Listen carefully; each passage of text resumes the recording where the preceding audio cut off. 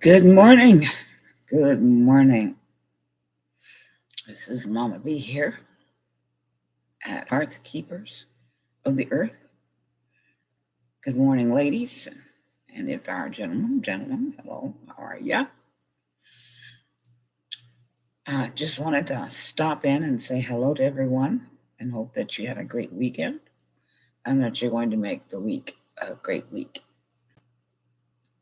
I also wanted to share with you a couple more questions and emails that I got, of course, and a couple of insights that occurred to me while I live my daily life as usual.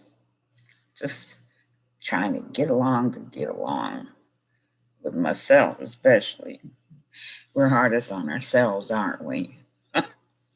We really are. We judge ourselves more harshly than anyone else. It's something we really need to learn not to do so much of. Anyway, I had a pretty good weekend. Um, didn't get a lot done, unfortunately, but motivation wise, it's a little harder. Um, Today was crunch numbers and make the budget day today and shop for my monthly groceries and hope I have enough for the month. I treated myself to a couple of things. Um, and otherwise just fine, just doing good, just doing real good on that in that way. All right. Um, Last week we talked about bathrooms of all things. I answered a question about bathrooms. Go figure. But it's an issue. I mean, it's an issue. If I'm asked and I know, I'll say something. And I just happen to know something about that. At least my experience, anyway. Okay. But today is a little bit more serious. I have like four questions. I'm going to try and get through them relatively quickly. I don't want to sit here and bore you to death. All right. The first question I have is from a lady in uh, Wisconsin. Hello, Wisconsin. Upper Peninsula, great fishing. If you get up there, go fishing in the Upper Peninsula. Wonderful fishing. Mosquitoes will carry you away, but good fishing all the same. All right, Wisconsin um, wants to know about me personally.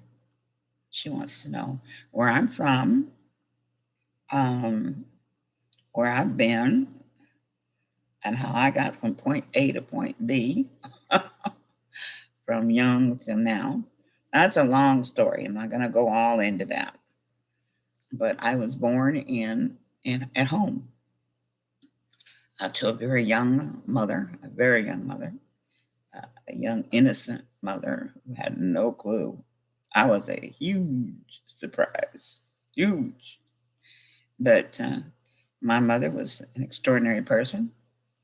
Her name was Laverne Reed, and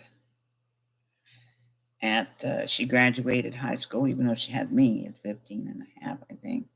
She graduated high school at 16 and a half.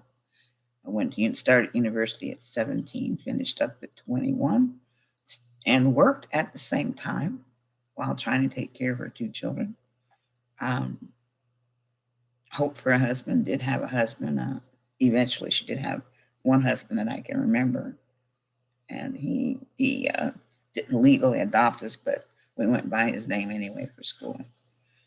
And he was all right with us. He was okay. I didn't like the way he treated my mother, but my brother and I actually, when we were young, we fixed that. I'm not going to tell you about that. It's another story. Anyway, I was born in Chicago at home.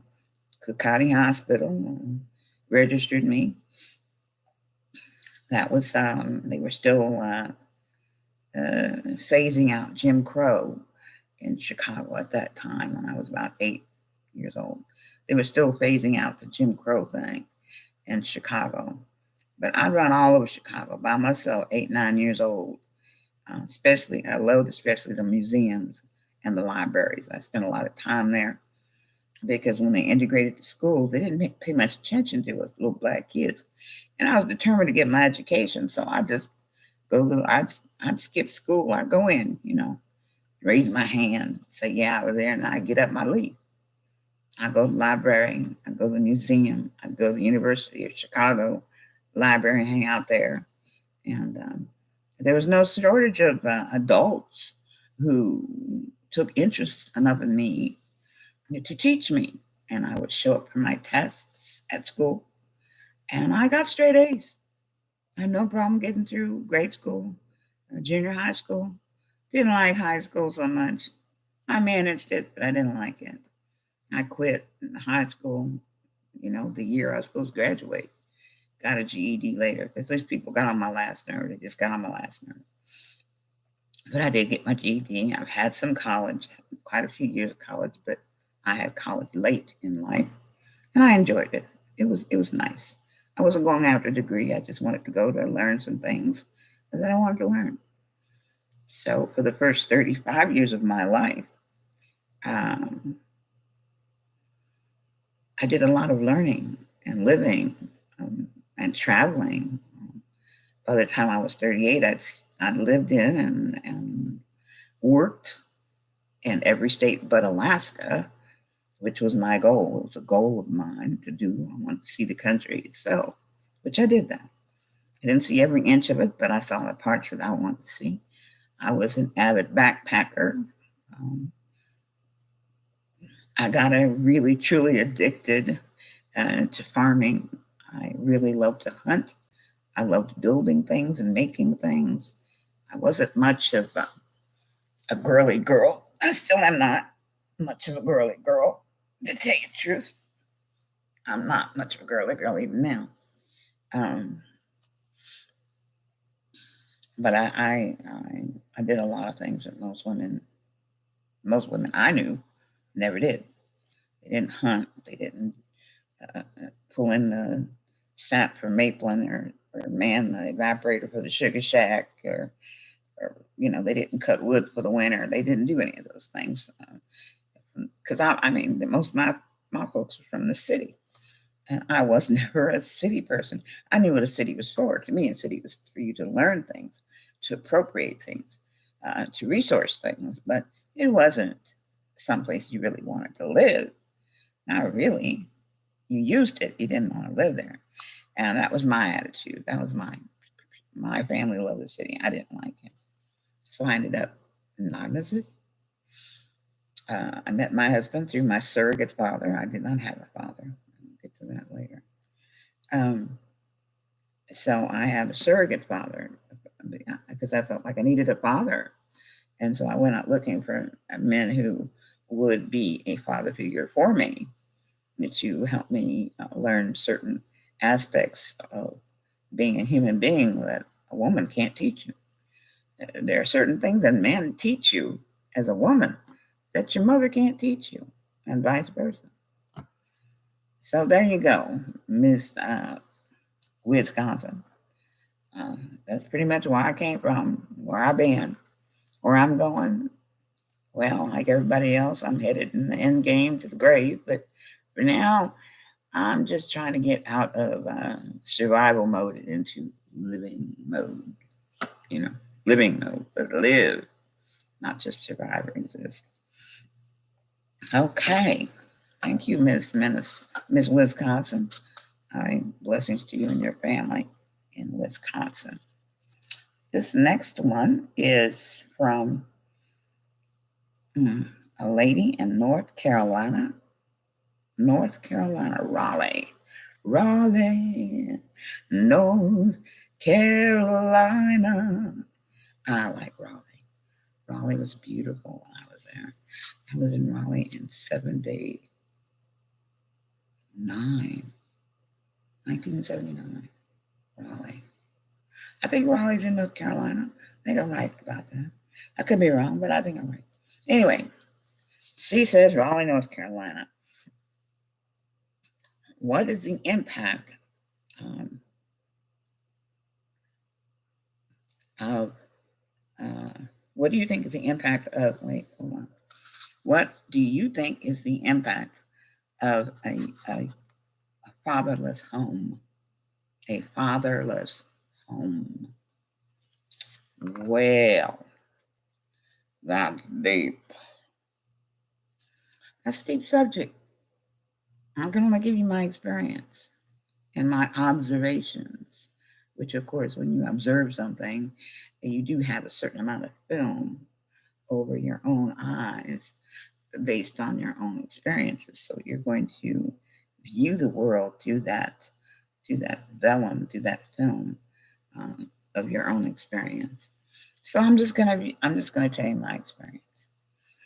I did not grow up with a father figure in the house that I respected or loved, or who loved me. I learned not to like men at all, actually. I was not a lesbian, but I just didn't like men. I didn't respect them because they were never there. Whenever I did observe men, they were doing something that I just really didn't like. They were either fighting or cheating on someone or oppressing someone or making wars or, preaching on one hand and trying to diddle the somebody's wife on the other. I mean, I was just not into dealing with the male of the species, even though I come from a male. But I didn't really have much respect for men at all. No reason for me to. I learned early on I had to be strong myself because there was no safety net for me. There was no food stamps. There was no safety net. There was no medical health care. There wasn't anything like that. I had to fend for myself really early because my mother had to fend for herself. And my mother, I respected a great deal. She was a really tough woman.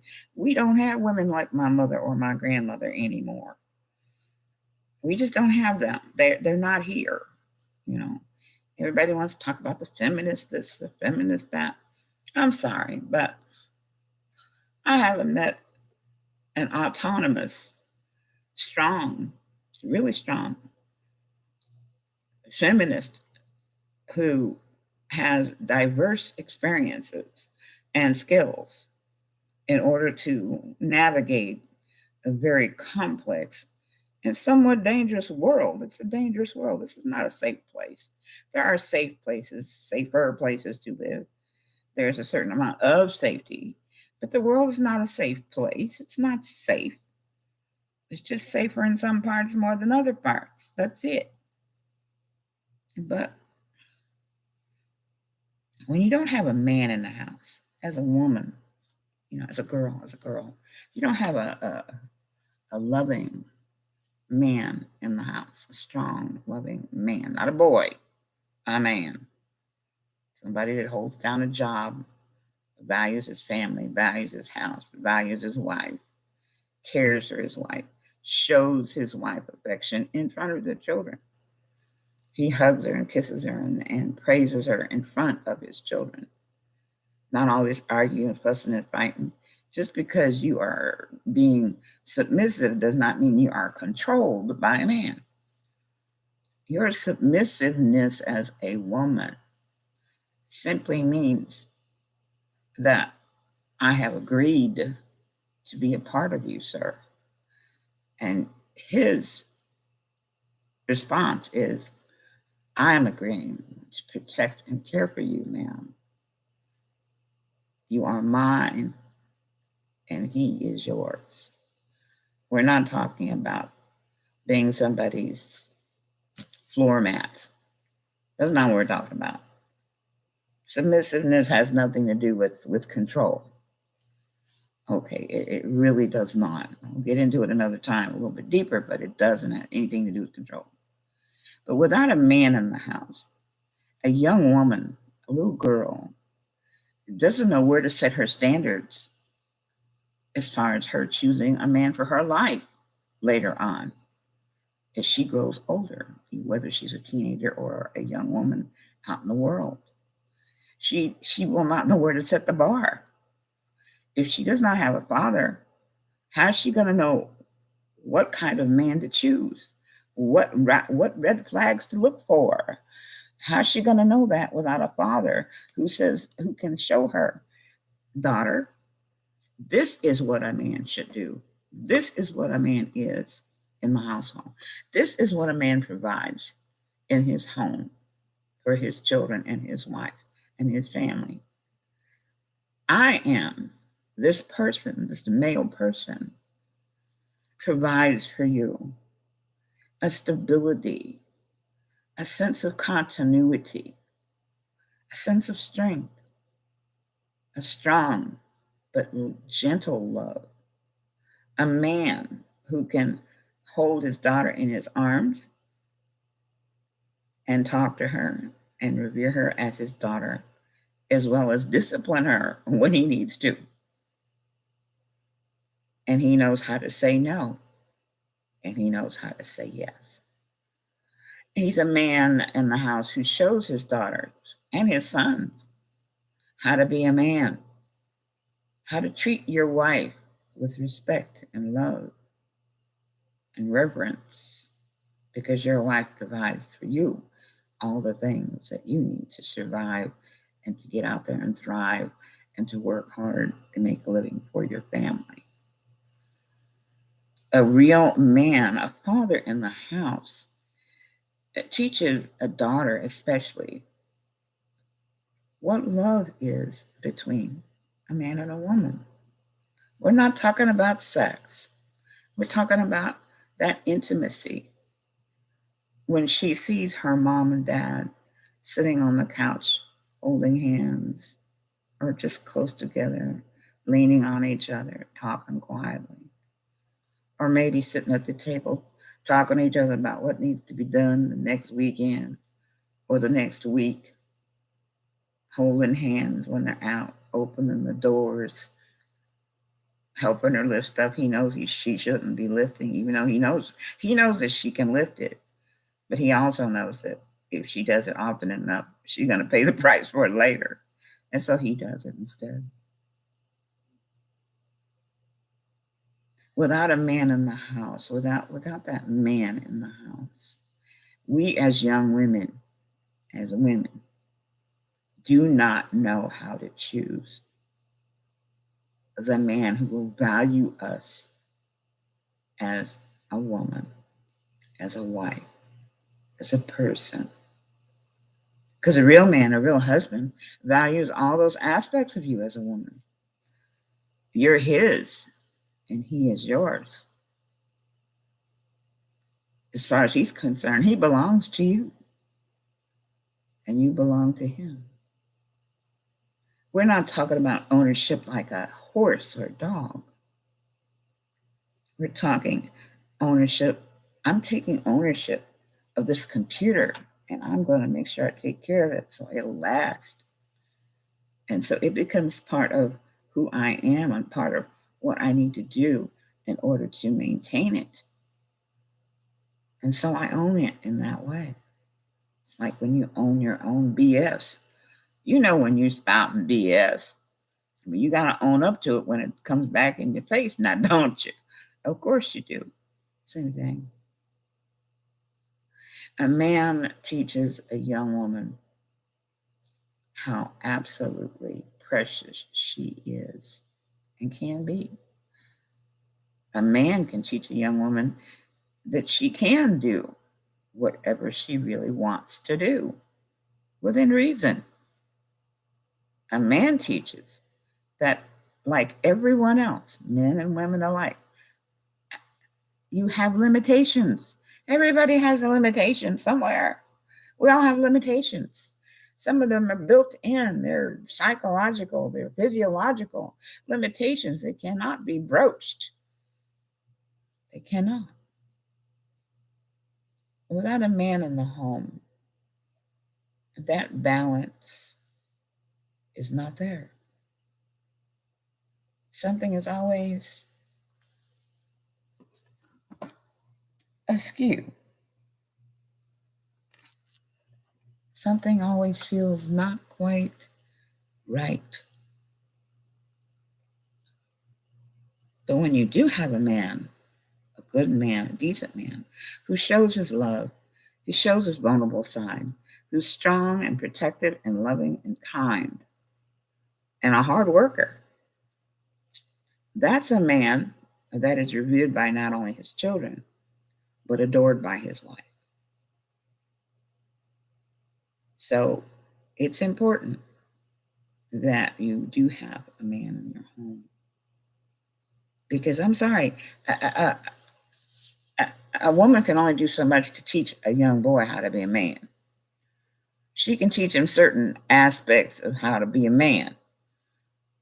Aspects.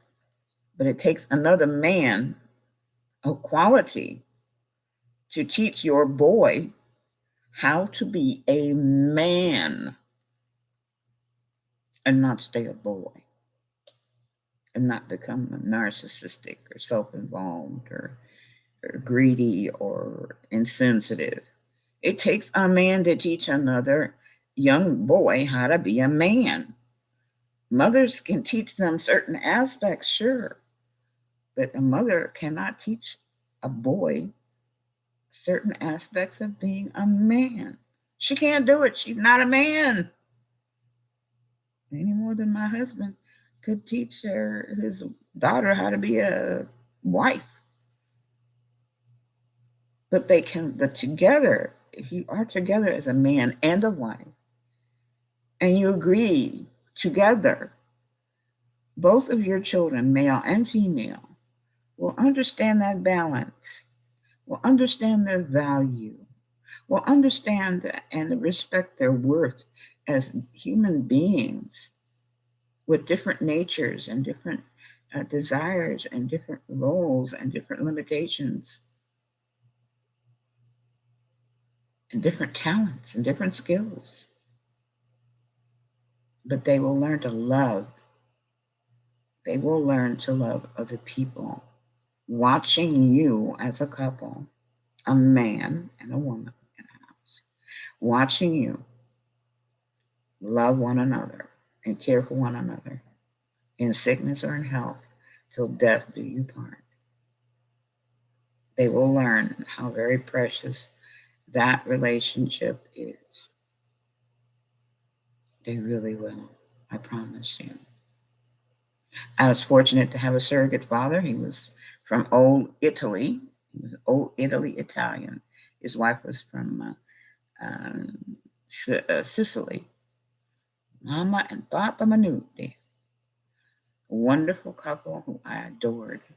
And Papa introduced me to my husband, who I was married to for 33 years before he passed this February. And yes, I am still in mourning, but I take it moment by moment, I have my moments. I do have my moments. So there you are. I answered that question from Raleigh, North Carolina. Thank you, Raleigh, North Carolina. Blessings to you and your family. And Raleigh, don't worry about your daughter. She'll be fine. Just let her know that, you and your husband have to put up a united front. You guys got to be united in agreement so that she has nowhere to move outside that fence. You got that? You got to be in agreement together so she can't go playing you off on each other. No. She'll be fine. She'll be fine. I promise you that. Stand with each other. Stand tough with each other. And she'll be all right. All right, last one. Let me read that again now. What's one of the things I like to do? Oh my goodness. Well, I haven't quite gotten back into my hobbies yet. I'm still trying to work myself, motivationally speaking, back into it. But actually, I'm a really good painter. I'm not bad at all. I'm a good painter. I like making things. I love repurposing furniture. I love to sew. Oh, I love to sew. I love sewing. I like hand sewing, especially too. It really helps my concentration. Hand sewing really helps you concentrate, and because it's slower, it makes you slow down and think and just be in the moment. Because if you're not in the moment, you're gonna have a lot of pinpricks on your fingers. Those hurt. They may be little, but they hurt. So yeah, that's what I love to do. Every other weekend, I do some baking for my stepdaughter's church members. No, I do not attend church, but I like to bake. I love baking. I love baking. I love to cook. I don't. This is me, but I would still love to cook. Mm. And I love gardening. It's gotten cooler now in Arizona now, where I can go clean out my pots and start doing some planting pretty soon here. Maybe next week will be good. I hope. So that's what my hobbies are. That's what I do. Um, I have been doing answering. I've been answering emails actually. Some of them I choose to read on here, but um, answering emails are fun. It's fun, you know. I get to share my little bit of knowledge with folks, you know.